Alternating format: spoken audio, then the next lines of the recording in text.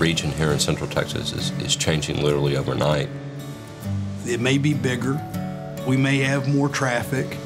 We may have things going on that we wouldn't have even conceived of 20 years ago. All the things that we look for in our quality of life to live and work and play. The soul of this place is what really has always made it special. And what that comes down to, it's the people. We have seen our population just explode. That growth, it does present challenges in how we care for the people who are moving here.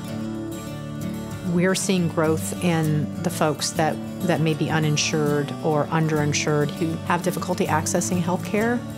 So there's some very basic things that we need to do in our community to make sure people have access to health care so that they can be part of the prosperity.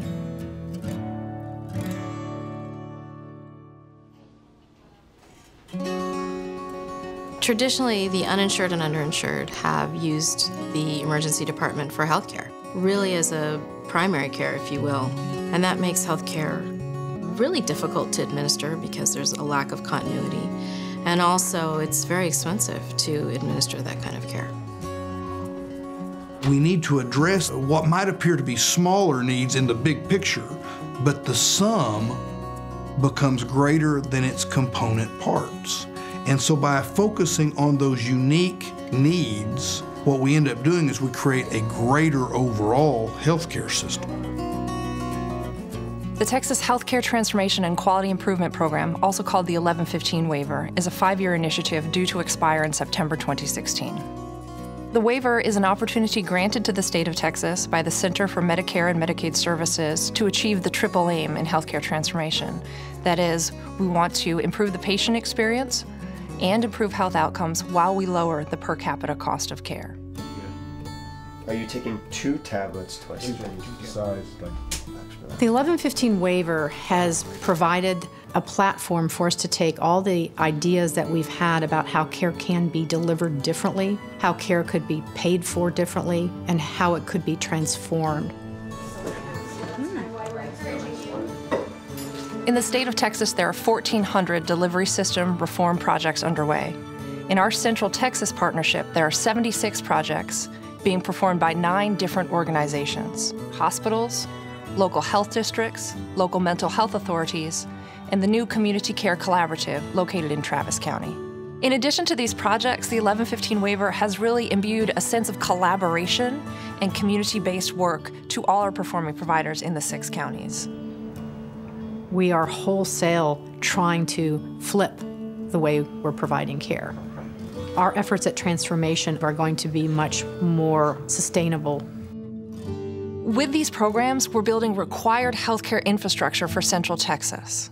Infrastructure that will work with the patient from the moment he enters the system until he's able to leave. We want to ensure that there is no wrong door to access the appropriate care, both healthcare and social services.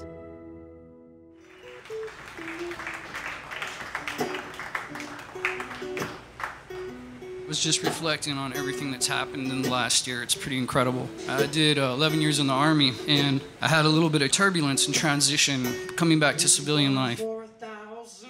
We have quite a few veterans in Hays County. Our quality of life is a very big attraction for veterans. Our cost of living is a big attraction for veterans, and Texas State University is a huge attraction for veterans. What we do is provide services to veterans and their families who are transitioning from service and maybe struggling in that. And it doesn't matter if they're transitioning from getting out of service last week or 10 years ago. If they're struggling, we're here to help them. We really need to be looking at, not only the neck down, but the neck up in determining what is the kind of care that we should be delivering, especially when you want to consider, do we want to really achieve good health outcomes? What we want, in fact, is to treat you humanely and with respect and recognize you for the individual that you are, and we have the interventions now. What we need to work on is getting really the knowledge and the word out of how best to do that. And the best place really is out in the community. We were able to take advantage of this opportunity that the state provided in this waiver program to have our local mental health providers be a participant in this waiver and use its funds to expand behavioral health services. When we got involved with the crisis services, Jenny had just spent 2 months in the state hospital after trying to assault her teacher and announcing she was going to kill her.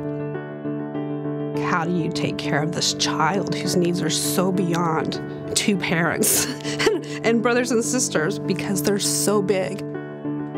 The Assertive Community Treatment Program allows us to look at more effective and efficient ways to develop services for individuals that have intellectual developmental disabilities so that they can have community-based solutions rather than institutional-based ones. Those two are correct. Those two are correct. Good job. And I think that's where the DISRIP projects and integrated collaborative care really help to achieve and move us in the right direction.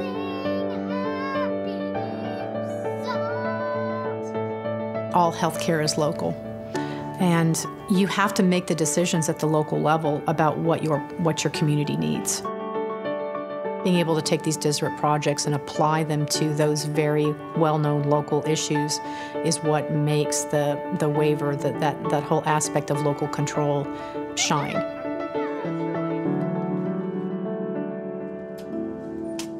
We have taken a very different approach to implementation of the 1115 waiver than has been taken across the state. We developed the Community Care Collaborative, and we are the only region that created this particular type of partnership that's aimed specifically at care transformation.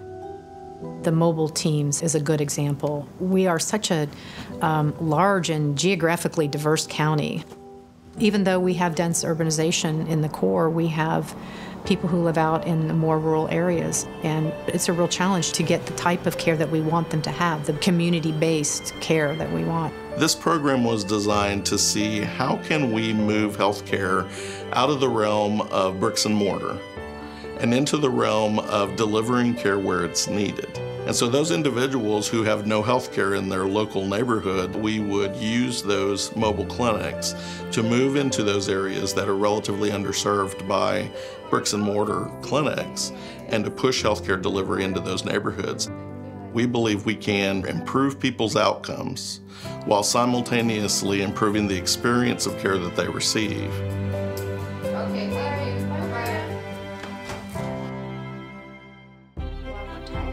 I feel that I can do more for my patients, whereas before we were living in these silos, the hospital silo, the clinic silo. Now we can break beyond the silos and really be with our patient. We can getting to the point where we're no longer a crisis-oriented society, but one that actually is getting to preventive care. Then we'll really start to make some real progress, not only for the health care of the individual, the family, and the community, but in fact also for the entire country. What we hope for during this project period is that we've been able to prove that there are certain services that work, certain services that provide access to care for those who need it most, and that we'll be able to continue providing these services after the waiver period concludes. If we did not have this waiver, I think that many of the ideas that we have could have been implemented over time, but there's no way it could have happened with the intensity and the application that it is happening through the waiver. These programs have already shown great promise, and we're excited to continue on the work that we've begun and transform the healthcare delivery system here in Central Texas.